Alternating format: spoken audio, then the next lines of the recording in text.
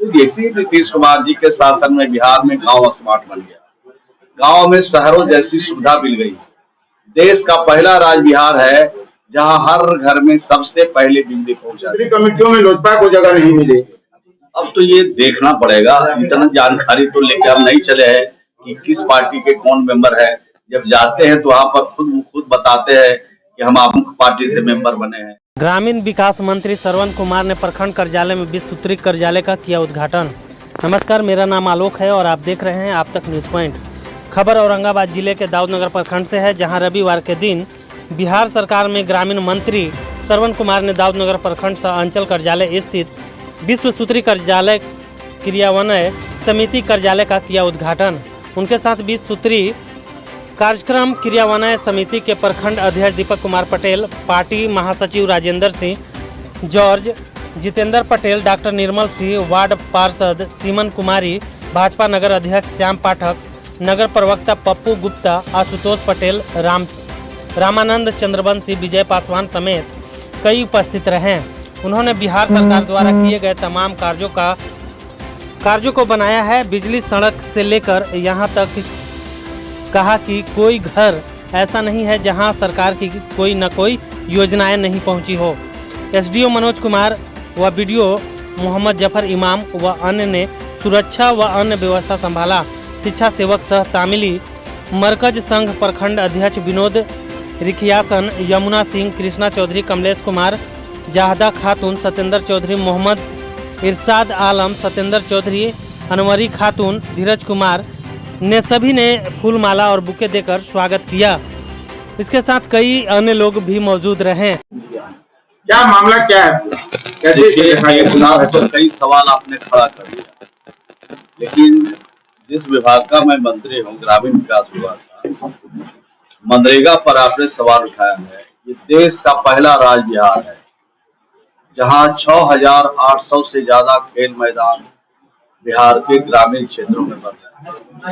उन बच्चों से आप पूछिए जिन बच्चों को खेल की सुविधा आजादी के इतने दिनों तक नहीं थी, उन बच्चों को कैसा लग रहा होगा। और आज वक्त आपको है तो चंदा गांव आज चलिएगा, वहाँ खेल मैदान बना है, तो आप मनरेगा की योजनाओं से आपको परिचित कराएंगे। दूसरा, सड़क का सवाल आपने उठाया। इस राज्य में जितने सड़कें हैं जो ग्रामीण क्षेत्र की सड़कें हैं, उस सड़कों के ये अनुरक्षण नीति बनी है। 2011 में बना, 2013 में बना, अब 2024 में भी अनुरक्षण नीति बिहार में बनाई गई है। अनुरक्षण नीति का मतलब यह है कि जितने पुरानी सड़कें हैं, खराब सड़कें हैं, उनको बनाने के लिए राज्य सरकार उसकी पूरी सूची बनाई है और सबका निर्माण का काम नए सिरे से किया जाएगा। और ये 7 साल तक कोई ठेकेदार उसका मेंटेन करेंगे जिस संवेदक को काम मिलेगा। और 2025 के चुनाव से पहले ग्रामीण क्षेत्र के जितने सड़कें जो आपके चिंता का विषय है, अच्छी बात है, उन सभी सड़कों को ठीक कर लिया जाएगा।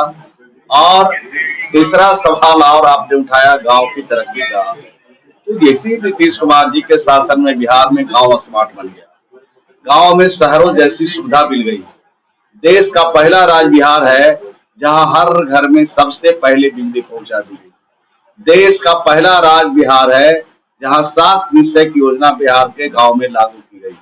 उसमें कुछ खामियां भी है, कुछ गड़बड़ी भी है, उसको भी धीरे धीरे करके हम लोग ठीक कर रहे हैं। लेकिन जो हम लोगों ने काम किया है बिहार में 20 सालों में, उसका जोड़ा देश का कोई राज नहीं लगा सकता। लेकिन दाऊदनगर में ही सर स्टेडियम बना हुआ है, आप खेल मैदान दुरुस्त कर रहे हैं, स्टेडियम बना रहे हैं, लेकिन उसकी रख रखाव की स्थिति पर पता है कि आज तक कोई आयोजन नहीं हुआ उस स्टेडियम में। ये तो लोकल स्तर पर कमी है, उसको भी हम लोग दूर करेंगे। और ये जो शहरी क्षेत्र में जो स्टेडियम है, जो प्रखंड स्तर पर स्टेडियम है, उसका काम खेल डिपार्टमेंट देखता है, खेल विभाग देखता है। और ग्रामीण क्षेत्रों में जितने स्टेडियम उसको नहीं कहे, खेल मैदान बन रहे हैं, उसका काम ग्रामीण विकास विभाग देखता है। तो आपने संज्ञान में बातें लाई है, हम खेल मंत्री को जरूर इस बात को संज्ञान लेने की कहेंगे कि जहां जहां प्रखंड स्तर पर हमारे खेल मैदान पहले से बने हुए हैं, उसको पुनर्जीवित करना है, उसको थोड़ा ठीक ठाक करना है और बच्चों को खेल की एक्टिविटी में भाग ले, उसके लिए स्थानीय स्तर पर लोगों को जरूर, अधिकारियों को जरूर निर्देश दें ताकि यहाँ पर फेल हो। सर, मनरेगा में कितने मजदूरों को 100 दिन की रोजगार की गारंटी मिली? देखिए, हमारा परसेंटेज में 2%, 3% में नहीं आता है। मांग आधारित काम है। जो काम हमसे मांगेंगे उन्हीं को काम देंगे। पकड़ पकड़ के तो काम देना नहीं है। जो काम मांगते हैं उनको 103 साल में काम देना है। और आप सबको मालूम है कि प्रधानमंत्री आवास योजना बनती है, उसमें हम 90 दिन 95 दिन की मजदूरी देते हैं।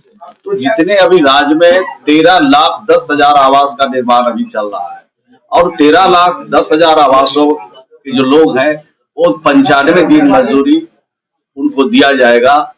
और जो और लोग काम चाहते हैं वो अगर आवेदन करेंगे स्थानीय स्तर पर हमारे मुखिया के पास, हमारे रोजगार सेवक के पास, हमारे पीटीए के पास, हमारे प्रखंड स्तर पर जो प्रोग्राम पदाधिकारी है उनके पास, डीएम, डीडीसी, डीआरडी के डायरेक्टर के पास अगर कोई आवेदन देगा तो उसको 100 दिन का काम उसको गारंटी के साथ मिलेगा। सर, मांग आधारित काम आप बता रहे हैं, तो आपके मानक पर अगर माना जाए तब तो बिहार में 2-3% मजदूरों की भी आबादी नहीं है जिनको काम चाहिए। नहीं, 100 दिन अगर सब लोग काम नहीं कर पाते हैं, कुछ लोग कभी तबीयत खराब हो जाती है, कभी कोई न्योता में चला जाता है, कभी कोई पूजा में लग जाता है, कोई शादी ब्याह में लग जाता है, 100 दिन काम नहीं कर पाते हैं सब लोग।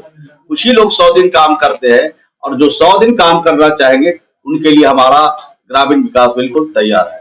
सर, नीतीश कुमार की सरकार ने लंबे समय तक विस्तृत कमेटियों का, आयोगों का गठन नहीं किया। अब जब सर पे चुनाव है 3 माह बाद, तो विस्तृत कमेटियों का गठन किए जाने का मतलब क्या है?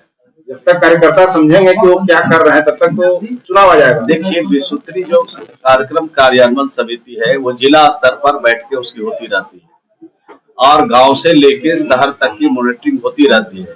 भले ही कार्यक्रम कार्यान्वयन समिति के अध्यक्ष प्रखंड पर नहीं हो, भले ही जिला स्तर पर उसमें मेंबर नहीं हो, लेकिन जो प्रभारी मंत्री होते हैं वो कार्यक्रम कार्यान्वयन समिति के जिला स्तर पर अध्यक्ष होते हैं और राज्य में जो उसके मुख्यमंत्री उसके मॉनिटरिंग करते हैं।